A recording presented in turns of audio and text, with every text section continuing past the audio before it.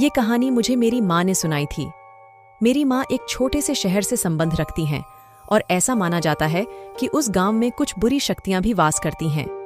ऐसी ही एक बुरी आत्मा से सामना हुआ मेरे नाना जी का। वह चुड़ैल थी, खुले बालों और सफेद भयानक चेहरे वाली चुड़ैल। ठंड का समय था, शहर में घना कोहरा छाया हुआ था। मेरे नाना एक बड़े अधिकारी थे। रोज की तरह उस दिन जब मेरे नाना अपना काम खत्म कर दफ्तर से घर की ओर जाने लगे तो रास्ते में पड़ने वाले बाजार से वह कुछ सामान लेने के लिए रुके।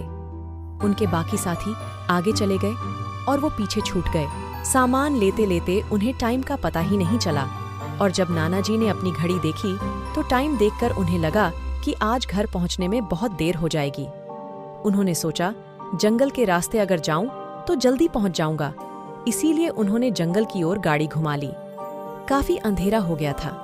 नाना जी तेज गति के साथ गाड़ी चला रहे थे, लेकिन उनकी गाड़ी के एक आगे एक औरत आ गई। उन्हें झटके से ब्रेक मारनी पड़ी।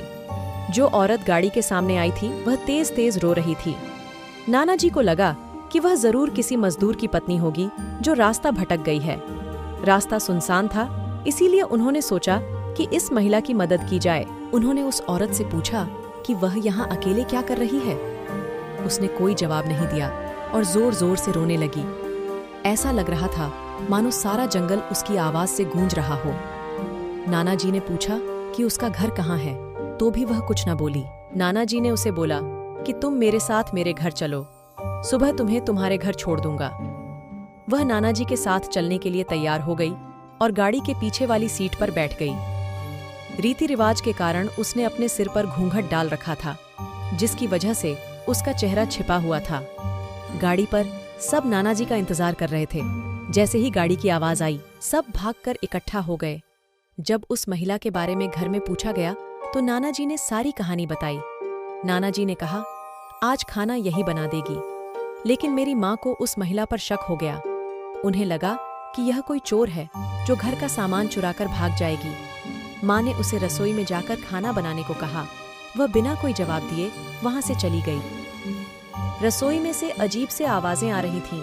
बस रसोई में सारा सामान रखवाकर मेरी माँ ने उसे कहा कि सब भूखे हैं, इसीलिए जल्दी खाना बना दे। उसे रसोई में भेज तो दिया, लेकिन माँ का मन अभी भी शांत नहीं हुआ। 10 मिनट बाद माँ रसोई में पहुंची तो देखा अभी वह थैले में से मछलियां निकाल ही रही थीं। यह देखकर माँ को गुस्सा आ गया। उन्होंने उसे बोला कि अभी तक तुमने खाना बनाना शुरू नहीं किया, कब बनेगा और कब हम खाएंगे। उस महिला का चेहरा अभी भी ढका हुआ था, इसीलिए किसी ने उसका चेहरा नहीं देखा था। माँ उसका चेहरा देखने की कोशिश करती रही, लेकिन उन्हें उसकी झलक भी दिखाई नहीं दी। माँ ने कहा, कोई जरूरत हो तो बुला लेना, लेकिन फिर भी वह कुछ नहीं बोली। उन्हें लगा कि शायद अनजान लोगों से डर रही होगी। माँ रसोई से चली गई, लेकिन जब 10 मिनट बाद वह फिर वापस आई तो रसोई का दृश्य देखकर माँ डर गई।